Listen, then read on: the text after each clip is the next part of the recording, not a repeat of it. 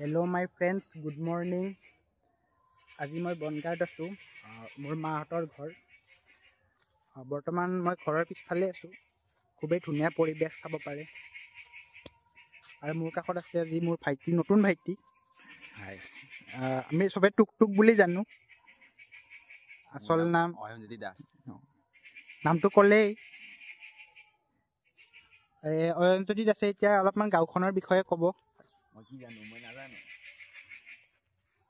গাঁওখন গুৱাহাটীৰ পৰা কিমান মান দূৰ নাজানো 120 120 বাকি যা পৰিবেশখিনি অলপমান দেখুৱাই দিয়াচোন এতে চাও পাৰে এতে পুখুৰী এটা আছে পুখুৰীটো অলপ লেতেৰা হৈছে চাগে ন ইফালে চাও পাৰে খেতি আছে ধানৰ খেতি আমাক অয়নজ্যোতি আছে লৈ যাব ধানৰ খেতিলৈকে পানী আছে নেকি আগত নাই বুকা আছে পানী আছে অলপ ৰাস্তাটো অলপ ভয় লগা যেন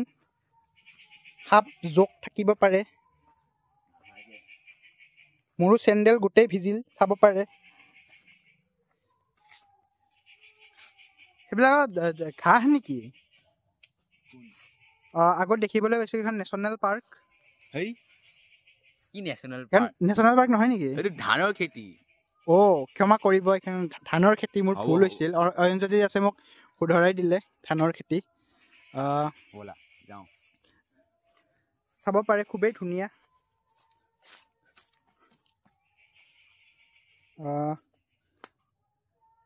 এইটো পুখুৰী নেকি আগত এইটো পুখুৰী এইটো কি জানে হলে মইতো দেখাত পুখুৰী যেনে পাইছো পানী হয় বৰষুণৰ পানী থাকে চাব পাৰে খুব ধুনীয়া দৃশ্য আগে যাও বলা অকমান মই জুম কৰি দেখুৱাইছো